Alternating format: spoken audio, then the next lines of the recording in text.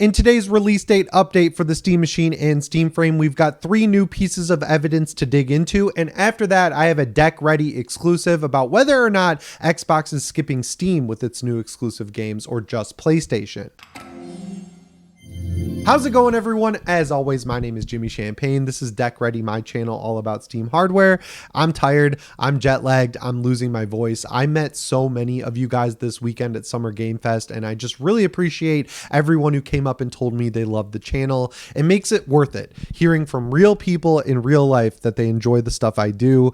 It's just awesome. So if you're one of those people, I really appreciate it, and it was awesome talking to you. I'll talk about the games I played later in the week because there's weird embargoes for all of them, but before I jump into the news, 80% of the people who watch this channel are not subscribed. So if you're one of those people, subscribe, set your notifications to all. But let's get into the Steam Machine and Steam Frame release date update. That's what I'm calling this segment going forward until we have them with the price and the release date uploaded to the Steam store. So this one's coming from Too Many Bugs over at the Steam Machine subreddit. These guys are sleuths, man. They're digging into the Canada FCC database. Like he casually says, buckle up and get your hopium ready. I was looking through the Canada FCC database. Like, these people are digging deep, and I'm glad they did, because what they were able to find is listings for all the Valve hardware. So the Steam controller, the puck, both individual Steam Frame controllers, the Steam Frame itself, and of course the Steam Machine. And he mentions weirdly that the Steam Frame is on a different website, which means it hasn't been fully approved yet, but I don't think that matters. I don't think they're going to have any trouble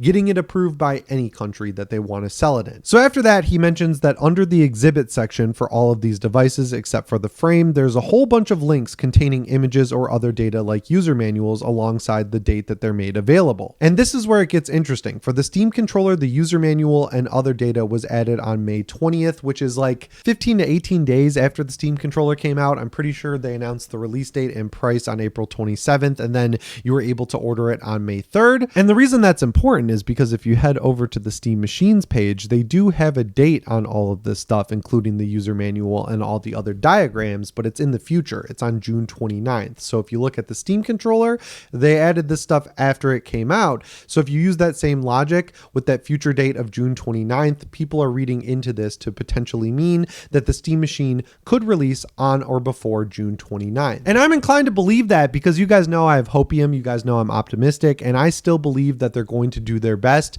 to release this thing before the end of June, which would still put them in the first half of 2026 release window that they announced earlier this year after delaying it out of the early 2026 window. Now, I know they said they still plan on releasing it in summer, but the reason I think it's really important that they hit that first half metric is because if we get out of June, then they have until the end of September basically to release in that summer window. And just based on history with every hardware product out there, if they give you a window that's that big, like summer, they're really saying that they're going to release it at the very tail end, like really get down to the wire, which means that if we get out of June and we don't have a release date or price for the Steam Machine, I'm just going to assume we're going to get it in the last week of September, just because again, that's how things have traditionally gone with literally every piece of hardware in history. They give themselves a big window just in case they're able to get it out earlier. But if you give yourself a big window, you're essentially saying you're going to be coming in at the end of it. It's just like how things work. And another reason I believe they'll hit that first half of 2026 window is because they've been getting shipments of hardware in 4 months now. So it looks like they have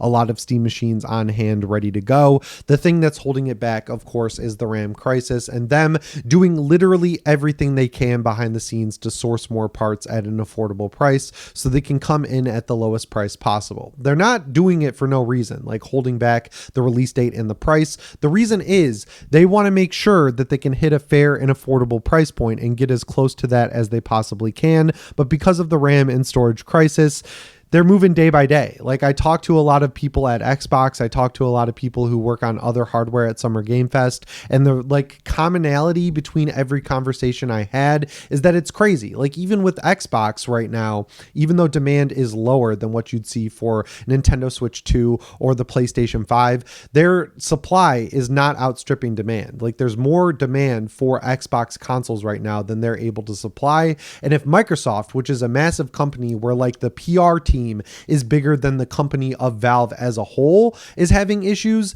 that just kind of puts into perspective how much more difficult this is for someone like Valve, who not only doesn't have decades-long relationships with RAM and storage manufacturers like someone like Microsoft or Sony do, they're also ordering at such a small volume that, you know, in terms of shipping, they're going to not be first in line to be able to get their product on ships. So they're dealing with a pretty tough situation, and they're not alone in that. Like, even the big guys like Microsoft are dealing with it. So I know people are frustrated and upset.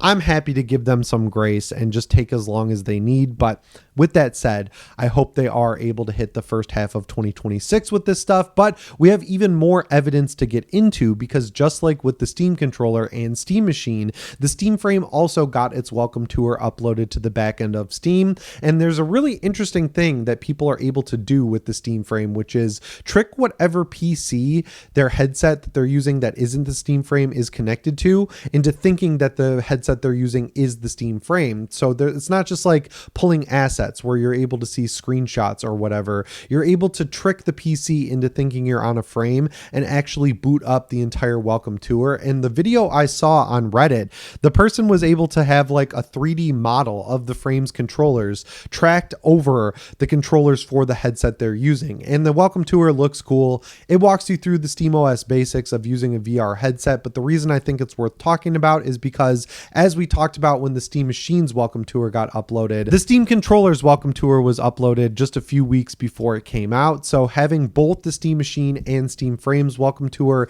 in the back end of Steam is obviously very promising when it comes to figuring out the release date, because you can kind of narrow it down to just a few weeks, because the welcome tour is the last thing you do, right? Like, you nip and tuck all of the extra features, you nip and tuck all of the performance things, you make sure everything works with SteamOS, and then when you're done building out the software experience, you put the finishing touch on, you tie the bow, and in this case, the bow is the welcome tour. So all three pieces of hardware have welcome tours, and one of them is out the door. And the final piece of evidence is that just like the Steam Machine, the Steam Frame got mentioned in the new SteamOS update as getting support from SteamOS for that hardware. So everything is kind of funneling down to the point where there's nothing left, right? There's nothing left to add to SteamOS for any of this hardware, which, again, I know I'm optimistic more than most. I know I have more hopium than most. It leads me to believe that this thing is coming soon. And finally, the Steam Summer Sale is coming up very soon. I don't know the specific dates, but it's usually around the middle/end of June. So they're not going to announce the release date and price and then say, hey, to kick off the Steam Summer Sale, you're going to be able to order the Steam Machine and Steam Frame.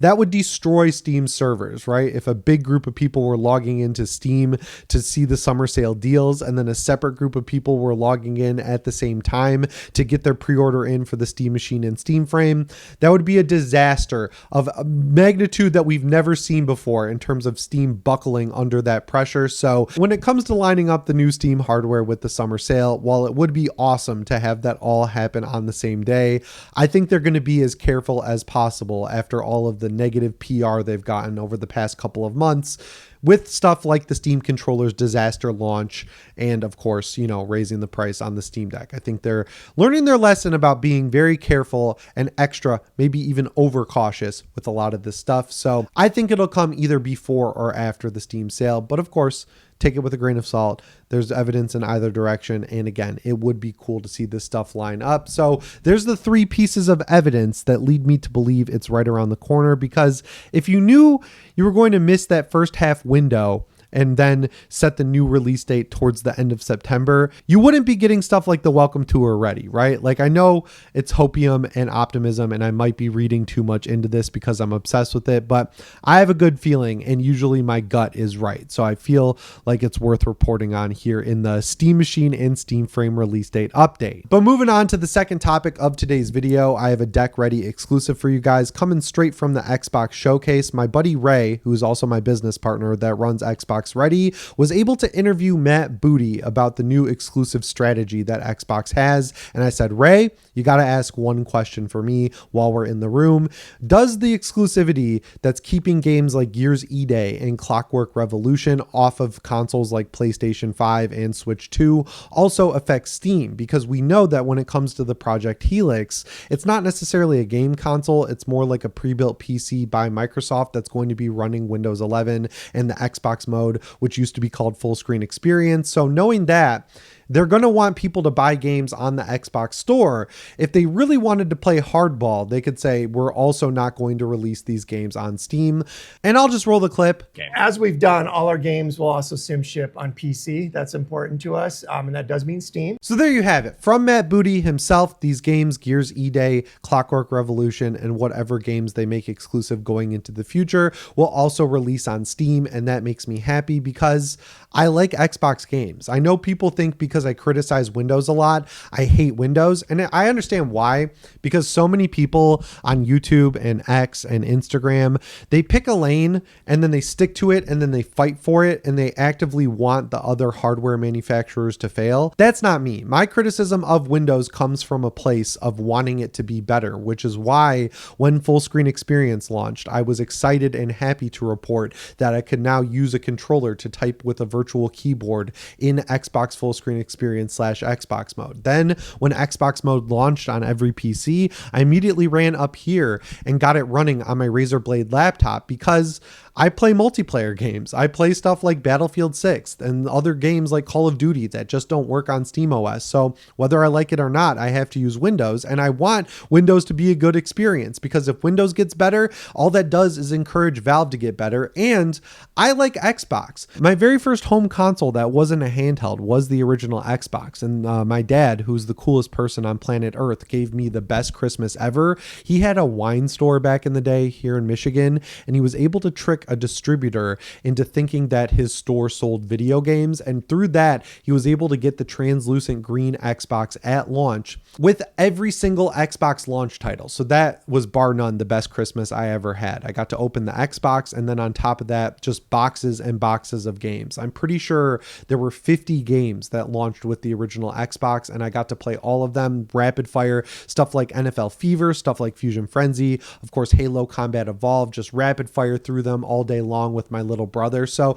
ever since then, I've been nostalgic for Xbox. I've always been rooting for them, and I want them to succeed. I think they keep Sony in check, and then now they're going to be competing with Valve, who has SteamOS. And if SteamOS gets good, it clearly encouraged Xbox to double down on their PC side of the fence with their Xbox app, and that just continues to make things get better. And speaking of translucent green consoles, I got hands-on with it with Ray. It is so damn cool. I am buying that thing day one because Xbox, again, does a good job making sure you can have saves transfer between Steam versions and Xbox versions. So in my basement TV where I have all my consoles set up, I booted up my Xbox Series X for the first time in months. I updated it. I started downloading games like Forza Horizon 6. It's the commitment to the Xbox brand that makes me excited to use the console, and like that fear that it could go away. After seeing that showcase, that fear is completely gone, and it was so genuinely cool to be in the room when Asha Sharma came on stage and said, hey, how about that 25th anniversary console that's translucent green? Doesn't it look awesome? Well, all the people who have fan badges sitting in the audience right now are getting one for free. That was a really cool thing to do. And talking to people after, I mean, people were emotional about it. They've been Xbox fans their entire lives, and they felt like over the past few years that when Phil Spencer was in charge, everything was kind of leading away from the Xbox console, and that bummed them out. So to see exclusive games coming to that console not come to PlayStation ever, that was confirmed that Gears E-Day is not a timed exclusive. It's not coming to PlayStation ever. It was cool to see fans excited again because I just like seeing people happy about video games. I don't like the doom and gloom. I don't like the doomerism. It's my hobby. It's my entertainment. It's my favorite thing in the world. So I'm not getting one for free because I had a media badge. People asked me about that, and I'm fine with it. And they did say there's going to be a reservation system, so I'm going to do my best to get that translucent green Xbox, but I'm glad things are heading in the right direction, and I'm also selfishly glad that Xbox games will continue to come to Steam. But yeah, guys, that's all I've got for you in today's video. As always, my name is Jimmy Champagne. I'll see you in the next one. Thanks for watching, and shape on.